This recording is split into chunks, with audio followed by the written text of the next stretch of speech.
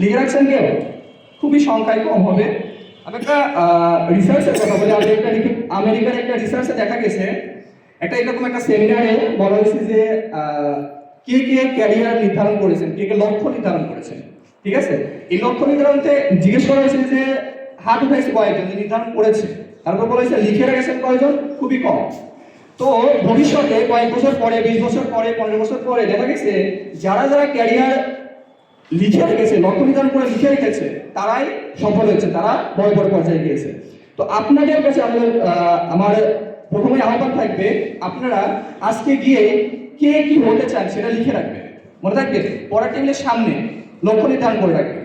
ঠিক আছে, এখন আসি এই লক্ষ্য নির্ধারণটা করবেন কিভাবে। লক্ষ্য নির্ধারণটা করবেন কিভাবে? আপনার যে আগ্রহ, প্যাশন, আপনার কোন দিকে আপনার ভালো লাগে সেই দিকে যাবেন। এবং আমাদের সমাজের মা বাবা একটা আগ্রহ জায়গা আছে যে আমার ছেলে মেয়েকে আমি সায়েন্স পড়াবো, আমি এটা পড়াবো, ওটা পড়াবো, ডাক্তার বানাবো।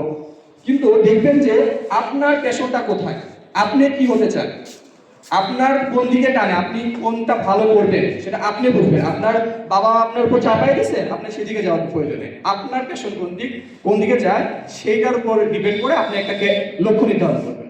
বুঝতে পারছেন সবাই? এরপরে আসি, আপনি নিয়মিত আপনি একটা স্কিল ডেভেলপমেন্টের জন্য কাজ করবেন। এমন একটা স্কিল থাকতে হবে যেটা আপনাকে সবার থেকে আলাদা করবে, সবার থেকে আলাদা করবে। যে কোনো একটা স্কিল আপনার হতে পারে, সেটা কম্পিউটার স্কিল হতে পারে, কোনো একটা ভাষা দক্ষতা হতে পারে, আপনি বিদ্যার্থী, যে কোনো ধরনের একটা স্কিল থাকবে যেটা ভালো স্কিল থাকবে, যেটা সবার থেকে আপনাকে আলাদা করবে। বুঝতে পারছেন সবাই? আমি যে সংক্ষিপ্ত কথাগুলো বলেছি এইগুলো মাথায় রেখে আপনারা ক্যারিয়ার লক্ষ্য নির্ধারণ করবেন। এখন আসি, এই যে কথাগুলো বললাম, এই ক্যারিয়ার নির্ধারণের মাধ্যমে আপনারা কি করতে পারবেন? দেশের, সমাজে, রাষ্ট্রের কাজ করতে পারবেন। এই দেশের, সমাজে, রাষ্ট্রের কাজ করার মাধ্যমে আমাদের এই দেশ, সমাজ, জাতি পরিবর্তন হবে, তাই কি না?